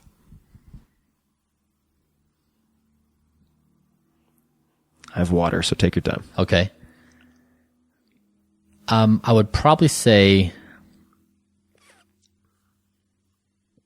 I don't know. Okay, we'll come back to it. All right. We'll come back. Do you I mean, that's not the right question because it gives you an out. What historical figure do you identify with? So I love biographies. I've read probably 100+ biographies. And I don't know if there's one person in particular, maybe just a collection. Actually, no, I'd say there's a few. One we talked about before, Shackleton. Mm-hmm. He resonates with me at a deep level. Two, I read this book called A Good Man by Mark Shriver, about his dad, Sarge Shriver, who worked in the Johnson administration and started the Peace Corps. And he was a remarkable man, an exceptional father, a good friend, loyal, and he is a mental model of the kind of person I want to be in life. So that three, I'd probably say Viktor Frankl's Man's Search for Happiness. Happiness or meaning? Meaning, okay, yeah. Yeah. So thanks. Very interrelated, though. Yeah, but one of the driving philosophies of life, the thing that drives me the most is this. I guess I find the most beautiful is that we have the ability to author life in life. A little better, but we can choose not to take default routes. We can choose to take different paths, that we can design and do whatever we want. And that's why I find entrepreneurship so appealing, is that you get to design your own world. And so in my office, actually, I commissioned a graffiti artist. Oh, you sent me a photo of this. I remember. Yeah. No, explain it, please. Okay. So on one side is Gandalf the Grey and the other side is Harry Potter. And they have their wands and staffs pointed up, and it's this exploding energy in the middle of the air with this book that's open, blank pages with a pen. And then above it in graffiti is the word dream. And the concept behind it is J.R.R. Tolkien and J.K. Rowling created worlds that we inhabited through the tool of text, right? They wrote this stuff down and then we inhabited it. And so they literally authored worlds. And we have that same ability as entrepreneurs to build companies, right? In everything we do, we have that, and especially our tools of creation now that we're investing in at the OS Fund. And so I wanted to use pop culture figures because I wanted my kids to see this, that they have that ability to do that in life, that they don't need to say yes to the default options, that they can carve their own path. And even though it's incredibly hard, it's going to be painful, to me, it's so much more fulfilling than a secure and safe way to live life. And I think it's also just worth kind of rewinding and pointing something out to folks, which is you didn't come from, as far as I know, I mean, a wealthy family where that was the kind of default. Was that the default belief system? Maybe it was. Maybe despite the financial challenges. I mean, because I think I recall you telling me that your mom made some of your clothing that you wore to school. She did, yeah. So it's not like you sort of came in with every possible advantage that people might assume is required to think that way. The authoring of your own world. So I'm going to come back to that. And I realized the successful question I think could be broken down a few ways. So you just brought up with that biography, the first one, A Good Man, the thought in my head that you can model different people for different traits. Yeah. Right. Which has its own risks because Right. you might absorb bad habits if That's you're right. spending time with those people That's without right. realizing it. Sort of like viruses in your, bugs in the OS, I Yeah, guess. yeah. But that person correlated to the values, right? So modeling that person based on values.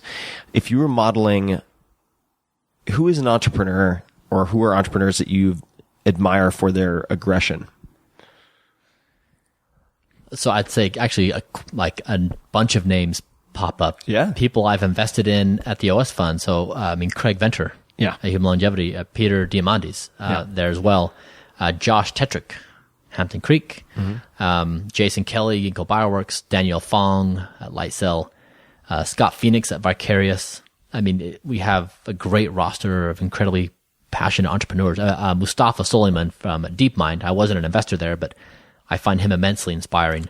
But these entrepreneurs think differently about the world, and they're going after extremely hard challenges. And I'd say they're audacious and determined and very aggressive. Got it. Okay. So now, let's see. Would you describe yourself as aggressive? I am. In what ways are you most aggressive? When I see something I want to go after, I can be pretty relentless. Mm-hmm. And which entrepreneurs do you most admire for their? And I'll have to say you'll have to choose either a smaller subset of the people you've invested with, or you can choose other people, which might be safer. But for their resourcefulness. All right, so let's come back to that. I know I'm going to have a lot of examples to think of. People who have faced near and certain death countless times. Somehow they figured out to maneuver Right. Around the problems. Right. To sort of Neo in the Matrix, do the back bend and dodge the bullets and come back to life. Yeah, exactly. That's the essence of entrepreneurship. So that's actually a good segue. So what do you think an entrepreneur is? What is an entrepreneur? Someone willing to. I think entrepreneurs and explorers have a lot in common with like Shackleton, that they head off in uncharted territory, and they maintain this ability to adapt to circumstances that are chaotic, unknown, and extremely challenging. And they can maintain some order in all the chaos to actually achieve a goal. What are practices, experiments maybe, that people could perform to help them develop those characteristics? Is there anything else that you find sort of ports well over to that chaotic, uncertain nature of startups or small companies? So I guess I have a lot of conversations with people who want to start their own thing. And one of my favorite questions to ask is this an itch or is it, burning? Right. So if it's just an itch, it's not sufficient. And it gets to this point of how badly do you really want it? And for me, I burned the boats. Like there was no way I was going to get a job. And so failure was never an option. I had to make this work. And I did have jobs along the way, but that was just simply to pay the bills. But failure just wasn't a solution I would accept. And so I think I want to get at entrepreneurs that how badly do you want it? What will you do to get there? Yeah. I find it very difficult in the current environment to identify those people because things are so frothy right now. A lot of people who would otherwise be risk intolerant and fearful of uncertainty are jumping into the fray as founders. I mean, you have, and this, look, a lot of my very close friends come out of McKinsey and places like that, but when people with very high paid consulting jobs are then jumping into startups, I start to wonder what is on the horizon. And if I look back, a very kind of macro timing way to at least narrow down the field a bit so it's easier to find those people seem to be investing during recessions. So sort of investing right after crashes. It left sort of the people who couldn't conceive of doing anything else standing on the playing field. Yeah. And the sort of fair weather investors, the fair weather entrepreneurs all went back to doing whatever they perceived to be Yeah. charted territory. Yeah, exactly. I mean, I guess I want to be careful. Like, I don't want to be like an entrepreneur definition snob, and suggest that. I was going to come out and pound the table and yell at you about that, but I mean, like, these attributes are held by people within companies who are starting their companies, who are working with larger institutions, right? But it's just inherently people who can create, do, and see what others cannot or will not do, right? That they will blaze something that others will follow or benefit from. And so, let me dive in to a couple of other questions also. Do you have a book that you've gifted often? Are there any books that you've gifted to other people often? I have gifted A Good Man to quite a few people, and Shackleton and Viktor Frankl's book. The Good Man I gift because if we contemplate how, like, I wonder, what would my son or daughter say about me? What kind of biography would they write? And that's a model for me I would want. Shackleton, that's how I want to behave in life. And Frankl, that's how his basic point is, no matter the conditions we surround ourselves in, we can author our life. Right? We can author whatever, however we respond. And then I guess I'd also throw in there Siddhartha. Yeah. Have you read that? Hermann Hesse, or Yeah. Hermann Hesse, I guess in German. I think it's German, yeah. Love that book. Yeah. That came up yesterday on a walk with someone I won't name because it was a private conversation, but a very, very successful guy that I also admire a lot for his sort of deep thinking on important philosophical questions. Siddhartha came up. That's also come up, I think, with my conversation with Josh Waitzkin, who was the second interview ever on this podcast, who was the basis for Searching for Bobby Fischer, known as a chess prodigy, but really I don't think it's appropriate because he's applied his kind of learning framework to many different areas. But that book comes up a lot. It's a very sort of allegorical, but oftentimes I think that deep truths can be explored more effectively in fiction than in nonfiction. Right. Because it pulls you out of your normal context. Yes. In a way. Yes. So you're not, your problem solving software isn't running. So Exactly. it kind of blindsides you. New mental models. Yeah. Yeah. Exactly. I had a profound question that just escaped my semi-ketogenic brain, or ketonic brain. I'm probably right on I think we were talking about this just before, and I had 0.6 millimolars because I fell out of ketosis, and then I'm just getting back in. I had some coconut oil, but I think that's kept me going for about 60 minutes. So I'm probably in the no man's land, the gray zone of substrate suffering.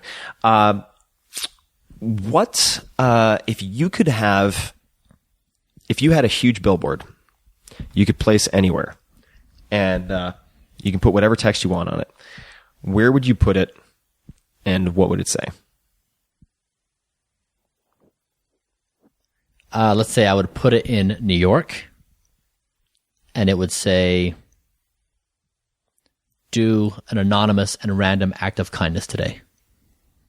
I like it. Why New York? For if you're giving me the constraint of a single billboard, That's right. and I want the broadest exposure, I'll go to New York where the density is highest. Got it. I like it. Good answer. If you were giving advice to your 30-year-old self, what advice would you give?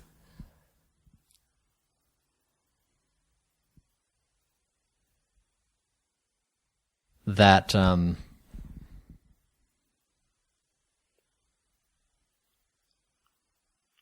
no matter what comes your way, no matter how hard things feel,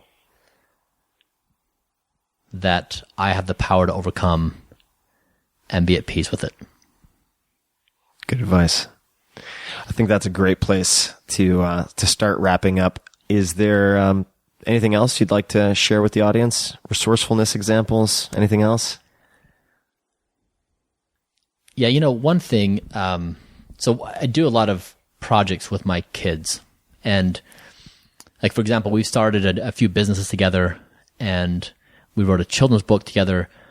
And as I think about the coming generation of makers and doers, that they're the people who will define our world so dramatically.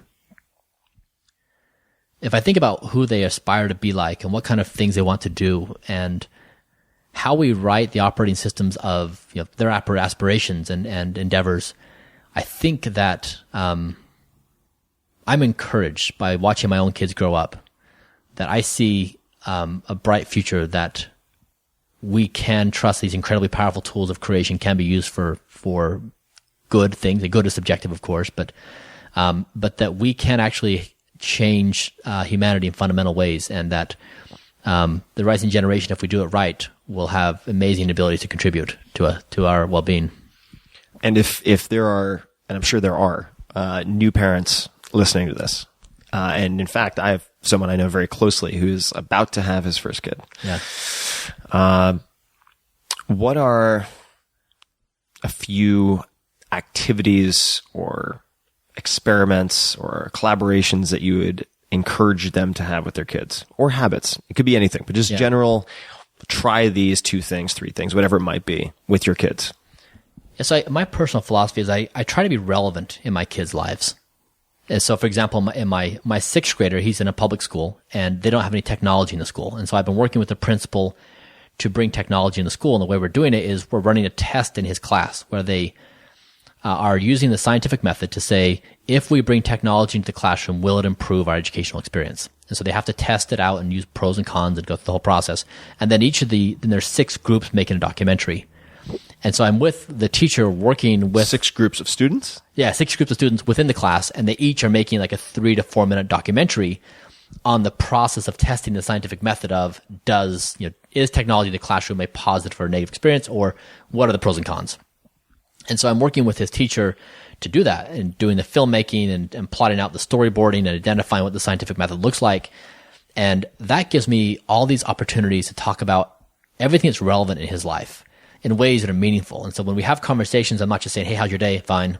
And that's the end of the conversation, right? But it's relevant. And so the same is true with my 4th grader and my daughter who's in preschool. But I would say parents that get engaged in the children's lives to be truly relevant, to understand the underlying context of who they like, who they dislike, who are the friends, who are the people who are, saying mean things to them, what are they worried about in school. So that's been helpful in my relationship with my kids, and I think it's really helped us form a very strong bond. Are there any traditions that you've built into the family that are non-obvious? Like Christmas is very common for a lot of people, of course, but are there any other traditions or rituals that you've developed with your kids? Yeah, so when we sit down for dinner, I always have a question for them. Like last week on Saturday night, we had this discussion of what does it mean to be good? And they're jamming, it's like 11, 9, and 5, and they're jamming on this question of what it means to be good. And I raise all kinds of questions like what you think is good is not necessarily what I think is good. We have these different interpretations, and is there a single definition of good?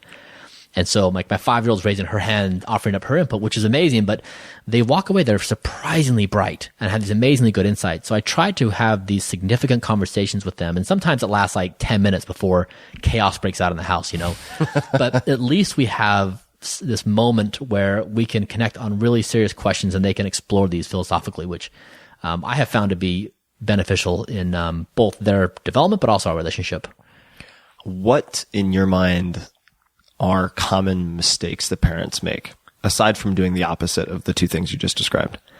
So this is up for opinion, of course, but we were at my 5-year-old had this little party for her preschool, and I took her over and we were at the park, and there was this merry-go-round, and there was like 20 kids on the merry-go-round. So like there were some older kids going really fast around, and like sometimes a kid would fall in the dirt and get trampled by their friends. That's what friends are for. Exactly. So, but there was like 2 camps of parents that broke out. One camp was like, no way is my child going to be involved in this terribly dangerous endeavor, which is a reasonable thing to say, right? Because it's pretty dangerous and someone could get really hurt. And there were other parents, more like myself, like, look, they'll figure it out. Like if they get hurt, I'm sure that they'll recover, and it'll be a great experience for them to learn about about big objects moving very fast and right these principles of Physics. Yeah, exactly. In the flesh. So, I mean, my daughter got on and she was in the mix of all this stuff, but I'm certainly of the philosophy that I like kids to go explore and do on their own. And if they make mistakes, that's fine. They can learn. But if there's too much inherent protection structured, that they just forego those learning experiences. Yeah. Well, they're taught that they're fragile. I think, therefore, they develop the belief that they're fragile. Yeah. I mean, now granted, I think back to, I'm sure you probably have this, like your gallon of gasoline in the street example. I think back to some of the stuff I did where I'm just like, I cannot believe Right. I was allowed to do that. Exactly. Like Yeah. skateboarding off of ramps in the middle of the street where Yeah. I like flip over and like smash my head on the asphalt and Yeah. concuss myself. Or, Exactly. Like, I was just like, oh my God. But Yep. all of those things taught me ultimately like either this too shall pass or like, okay, like you earned your lumps. Now you Yes. know not to do that, but you also know like you were able to weather the storm and get through it. Exactly. Yeah. So we got in a 4-wheeler 2 weeks ago, my 11 and 9-year-old, and I said, okay, I'm going to put your helmets on. I'm going to give you a 2-minute lesson on how to go forward and how to go backwards, how to brake. I'm going to give you some lessons like don't go into a ditch, don't go on a hillside that you'll turn over. But I'm expecting you to now go out for 5 minutes and come back safely and tell me how you did it. Like, what were your thought processes? How'd you stay safe? What were the risks you took? But I want them to do it. And I'm not going with you, right? So you go and come back. And they came back in one piece. But it was a good experience for them to tell me, like, okay, Dad, this is how we looked at the risk. This is how we thought that we potentially were going to get into a problem. They ran into a tree, going slowly, but right, they talked about it, which I thought was really helpful. Well, I just think I think you're a fascinating guy. I think you're a very inspiring guy. And as I think forward to yet someday having kids myself, I love asking you these types of questions. And, this has been a blast. So number one, thank you very much for taking the time. I always love having these conversations. This is our first one on the record. And, second, where can people learn more about you, about the OS Fund and so on? osfund.co. CO is where all of our investments are. And I'm active on Twitter, so happy to have ongoing discussions about the various things we talked about. But what's your Twitter handle? Bryan_Johnson with a Y. Got it. At Bryan_Johnson. I'll put that in the show notes as well. Any parting thoughts or comments? No, Tim, I just love this. We've had fantastic conversations, over time. So this is fun to actually do this formally. And, I really enjoy the friendship.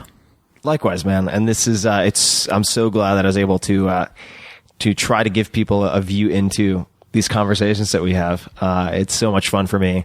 And I always come away with a bunch of things that I want to try or a bunch of assumptions I want to test. And, I think you're really good at not only helping to prepare people for what could be a very glorious future of sort of infinite creation, but also giving them the belief in the first place that it's possible. And so, I really believe that you're a force for good. So thank you for spreading, confidence, in the world. And I think you're trying to really leave sort of a dent in the universe and an impact. So thank you, my friend. I appreciate that a lot. Much appreciated. So to be continued, everybody. Hope you enjoyed this. This was a blast for me. We're going to continue to hang out, but off the record. And if you'd like to chat with Bryan, ping him on Twitter. Let us know what you think. Certainly, if there's anything that struck you, please let me know what was most memorable in the comments on the blog, 4hourblog.com, all spelled out. You can find the show notes for this episode and every other episode by going to 4-Hour Workweek, all spelled out, 4hourworkweek.com/podcast. And until next time, thank you for listening.